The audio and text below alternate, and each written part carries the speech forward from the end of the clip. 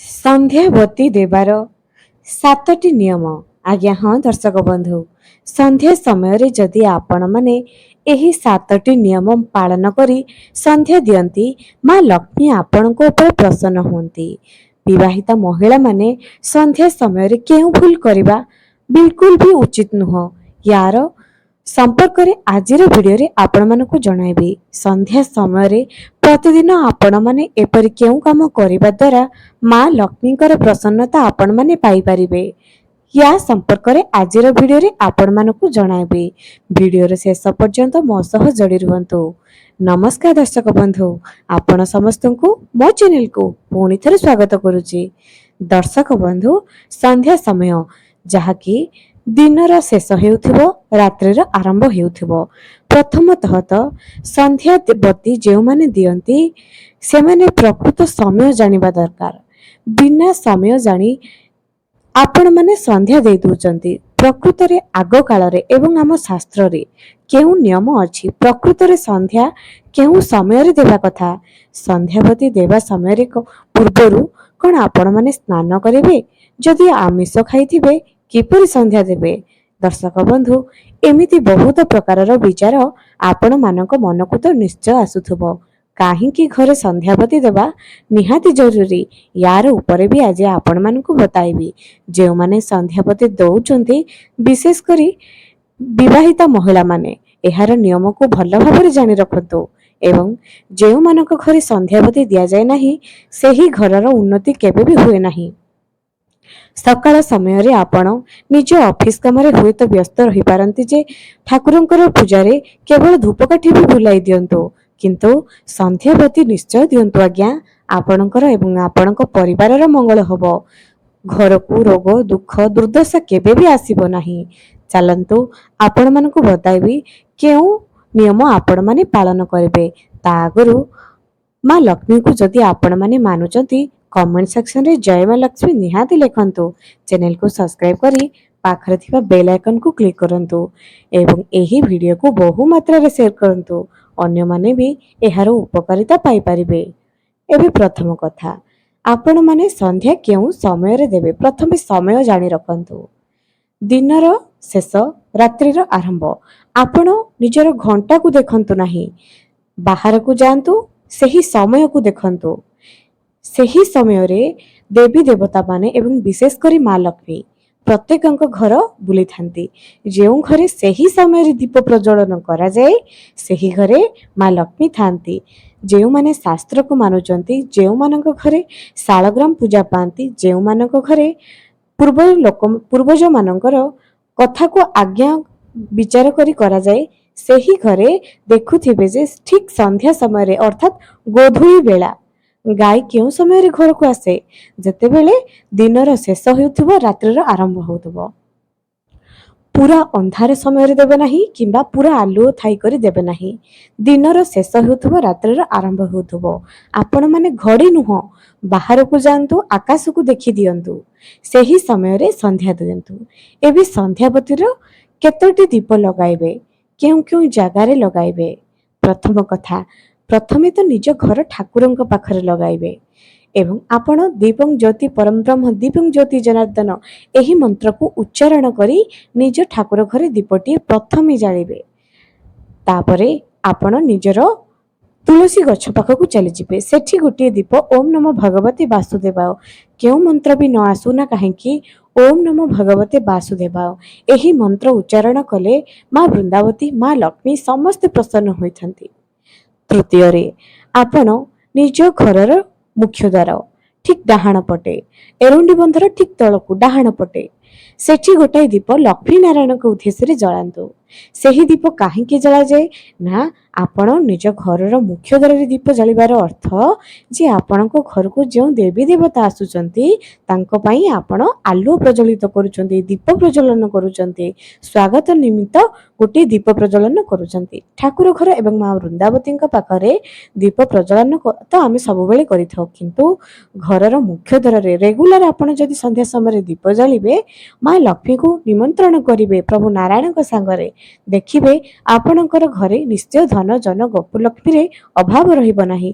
ଧୀରେ ଧୀରେ କରି ଗରିବୀ ସମସ୍ୟା ଦୂର ହେବ। କିନ୍ତୁ ମନର ଭାବରେ ଆପଣ ଭଗବାନଙ୍କୁ ଡାକିବେ। ଏବେ ଆପଣ ଚିନ୍ତା କରିବେ ଯେ ମୁଁ ଦୀପଟେ ପ୍ରଜ୍ୱଳନ କରିଦେଇ ମାଙ୍କୁ ଡାକିଦେଲେ କଣ ମା ଆସିଯିବେ? ଗୋଟିଏ ଭକ୍ତର ଭାବ ଏବଂ ଭକ୍ତିରେ ହିଁ ଭଗବାନ ବନ୍ଧା ହୋଇଥାନ୍ତି।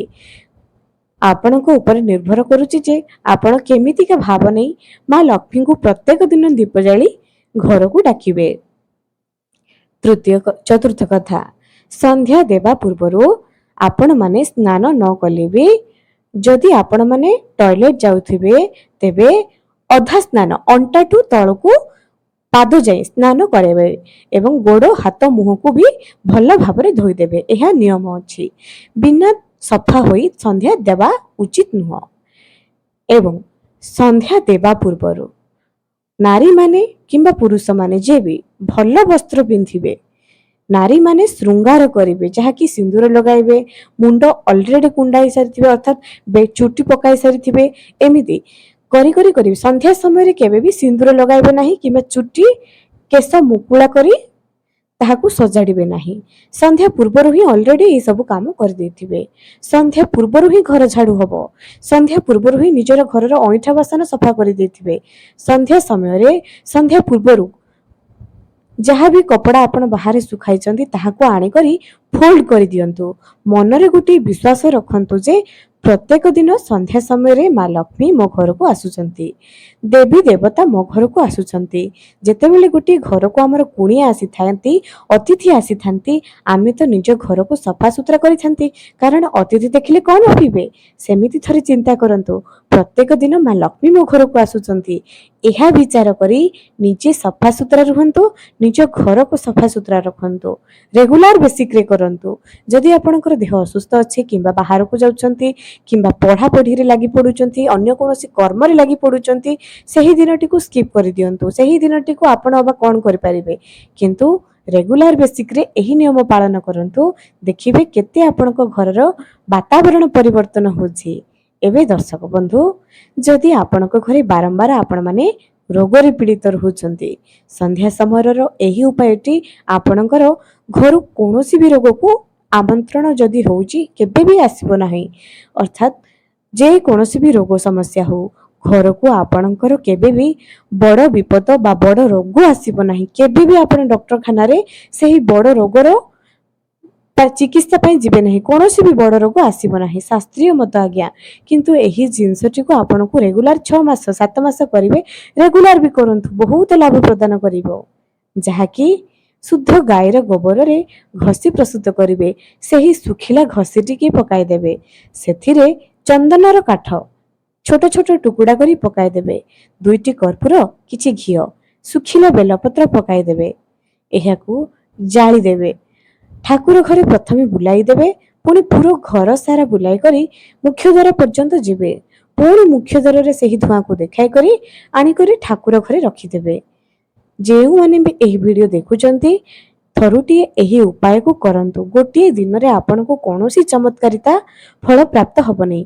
ଯେଉଁମାନଙ୍କ ଘରେ ଅଲରେଡି ଆପଣ ରୋଗରେ ପୀଡ଼ିତ ରହୁଛନ୍ତି, ଏହି ଉପାୟକୁ କରନ୍ତୁ। ଯେକୌଣସି ବି ରୋଗ ସମସ୍ୟା ହେଉନା କାହିଁକି ନିଶ୍ଚୟ ଲାଭ ପ୍ରଦାନ କରିବ। କେବେ ବି ଘରକୁ ରୋଗ ପ୍ରବେଶ କରିବ ନାହିଁ। ଗାଈର ଗୋବର ଯେଉଁ ଘରେ ପ୍ରତ୍ୟେକ ଦିନ ସନ୍ଧ୍ୟା ସମୟରେ ଜଳାଯାଏ, ସେଠି ମା ଲକ୍ଷ୍ମୀଙ୍କର ବାସ ରହିଥାଏ।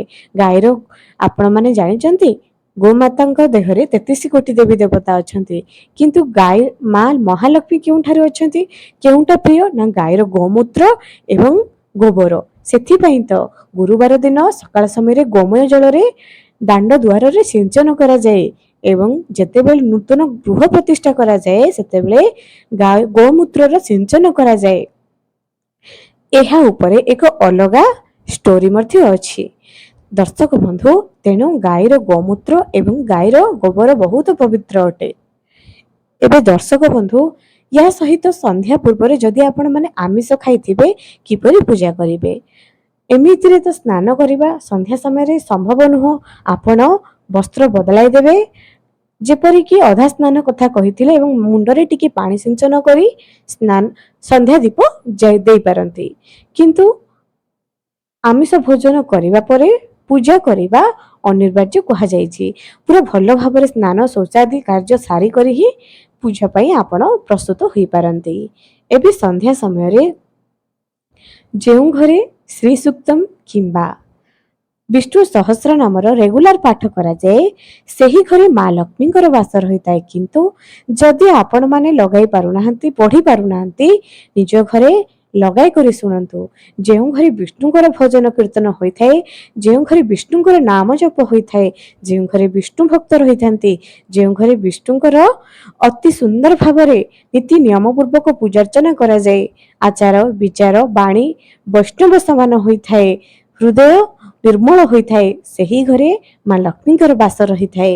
କେବଳ ଆପଣ କର୍ମ ଦ୍ୱାରା ଭଗବାନଙ୍କୁ ପାଇବେ ନାହିଁ ଆଜ୍ଞା, କିମ୍ବା କର୍ମ ଦ୍ୱାରା ଆପଣ ସଫଳ ପାଇବେ ନାହିଁ। ୟା ସହିତ ନିଜର ଆଚାର ବିଚାର ବ୍ୟବହାର ବି ଭଲ କରନ୍ତୁ। ଦେଖିବେ ଆଜି ନହେଲେ ବି କାଲି ସଫଳ ପାଇଯିବେ। ନିଶ୍ଚୟ କରନ୍ତୁ ଆଜ୍ଞା। ଆପଣଙ୍କ ପରିବାରର ପ୍ରଭୁ ଜଗନ୍ନାଥଙ୍କ ଦୟାରୁ ନିଶ୍ଚୟ ସବୁ କିଛି ମଙ୍ଗଳମୟ ହେବ। ଆଜି ପାଇଁ ରହିଲି, ପୁଣି ଦେଖା ହେବ ଆଗାମୀ ଏକ ସୁନ୍ଦର ଭିଡ଼ିଓରେ।